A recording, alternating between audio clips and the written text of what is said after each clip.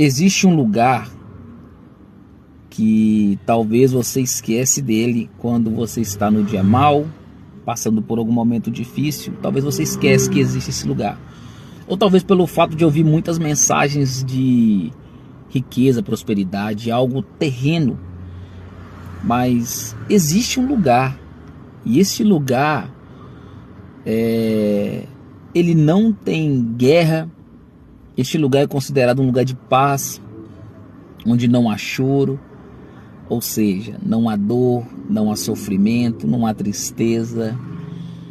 Só que para acessar este lugar, é necessário você estar no caminho para este lugar. Durante a sua vida, a sua jornada da sua vida, vai definir se você está ou não está nesse caminho.